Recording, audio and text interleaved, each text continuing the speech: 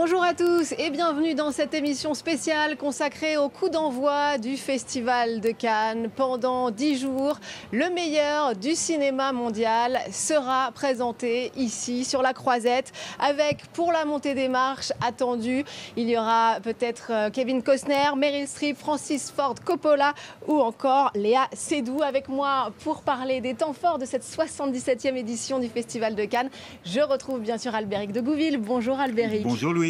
On est très content de vous retrouver ici sur la Croisette. Alors peut-être avant de parler de cinéma, il faut évoquer l'ambiance un peu particulière dans laquelle s'ouvre cette 77e édition. Oui, ce n'est pas le rose glamour de Barbie, c'est effectivement le mouvement MeToo avec une accélération formidable depuis le début de l'année. Et cette accélération, on la doit vraiment à une femme, une actrice, une réalisatrice qui est Judith Godrèche.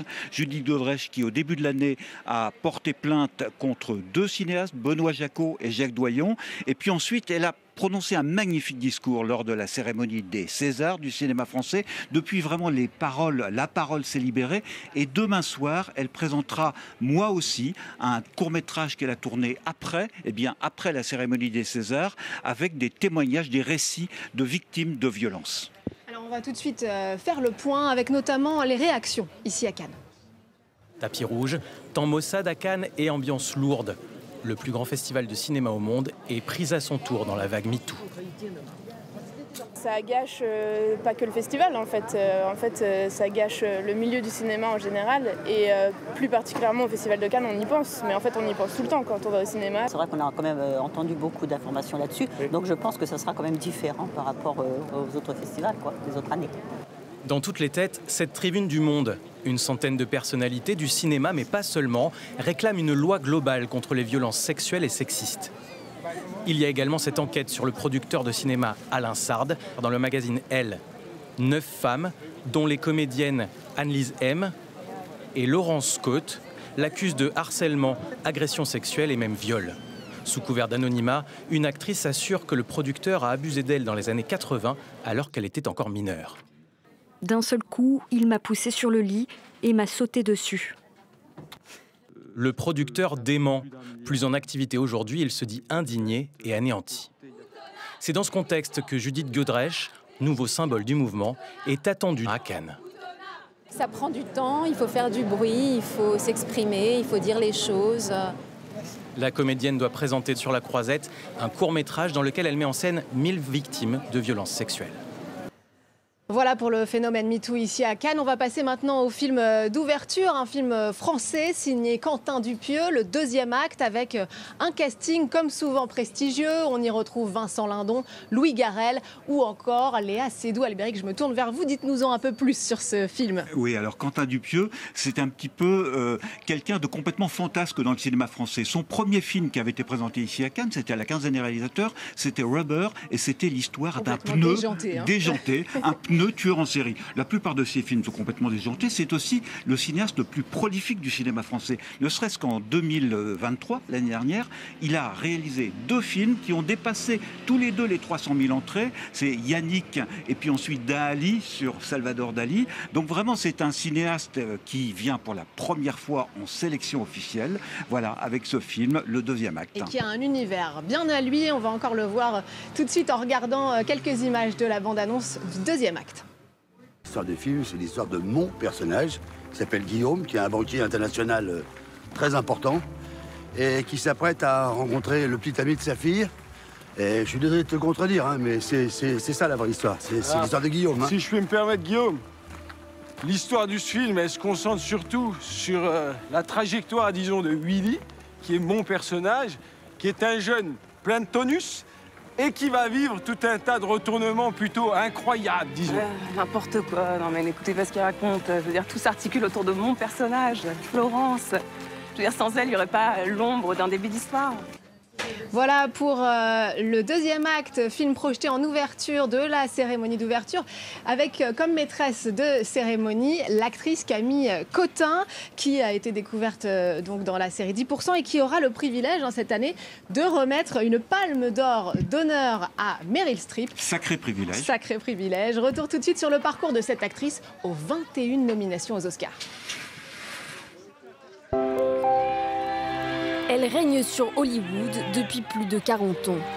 Considérée comme l'une des actrices les plus douées de sa génération, Meryl Streep est saluée pour la richesse de son jeu et sa capacité à se fondre dans la peau de personnages très différents. I'm kidding. I'm sorry. I'd like to know more than anyone else. Shall we join the ladies? Des performances qui lui ont valu une pluie de récompenses. Meryl Streep est l'interprète la plus nommée de l'histoire des Oscars. Elle remporte sa première statuette dans Kramer contre Kramer avec Dustin Hoffman en 1979. Puis vient un second Oscar pour son interprétation poignante dans Le choix de Sophie en 1983. Première fois à Cannes en 89 pour le film Un cri dans la nuit où elle joue une jeune mère accusée à tort du meurtre de son bébé. Elle remporte le prix d'interprétation féminine. No, I'd prefer to go on with it, Your Honour. This has been going on for 2 years now. I want to get it over with. Meryl Streep travaille avec les plus grands noms du cinéma et n'hésite pas à incarner des personnes réelles. I'm Julia Child. Comme la célèbre chef Julia Child, la chanteuse d'opéra Florence Foster Jenkins ou la première ministre britannique Margaret Thatcher dans La Dame de Fer. Elle révèle son talent pour le chant dans la comédie musicale Mamma Mia,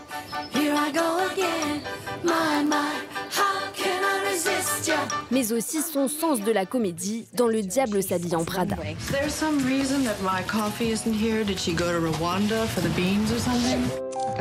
Meryl Streep milite pour le climat depuis les années 80.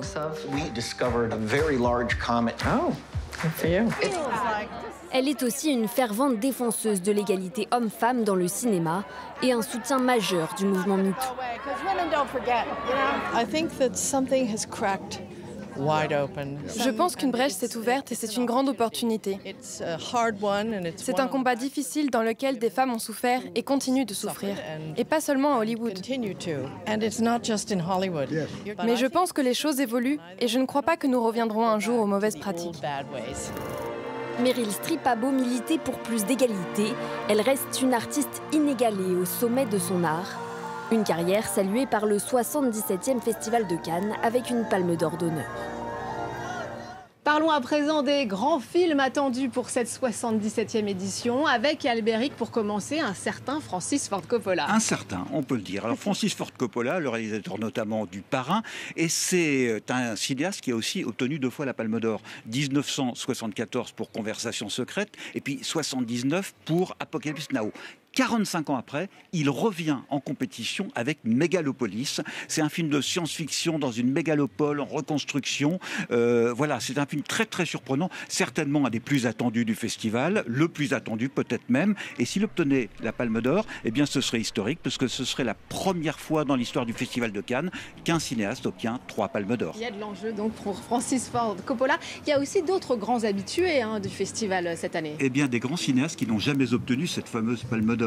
À commencer par le grec Yorgos Lanthimos, qui revient pour la 4e fois en compétition, cette année avec Kinds of Kindness. Il retrouve Emma Stone. Et il retrouve Emma Stone, tout auréolé de son Oscar pour Pauvre créature. Il y a le chinois Xia Zhangke, avec toujours une épopée dans la Chine contemporaine sur plus de 20 ans.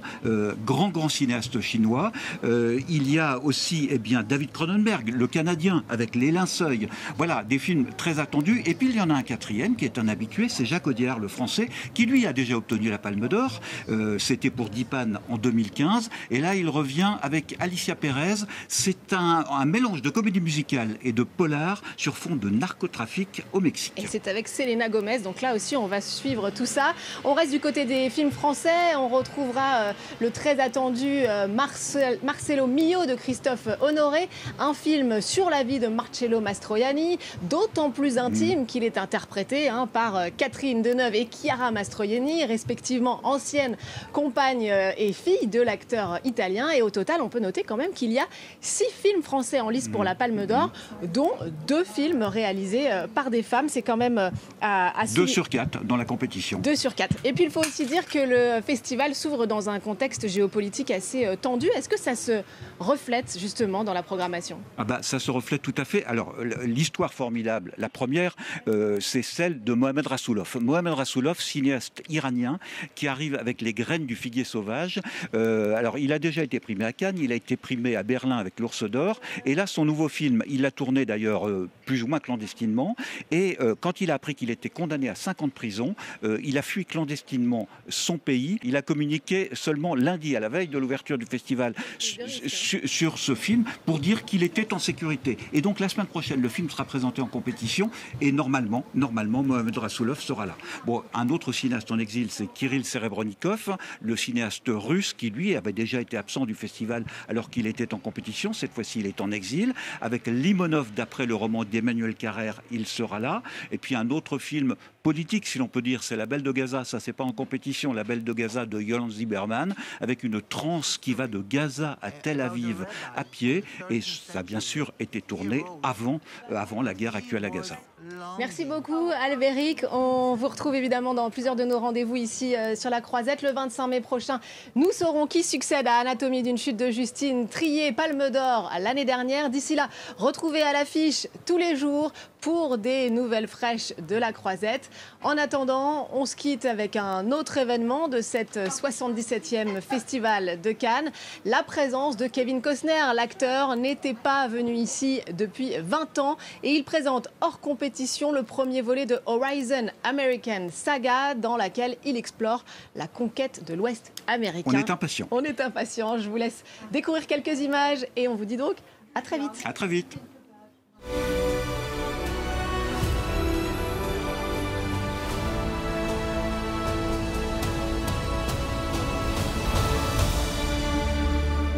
Use that much this year? Haven't had much need of it yet. Looks like we got ourselves a bad man right here.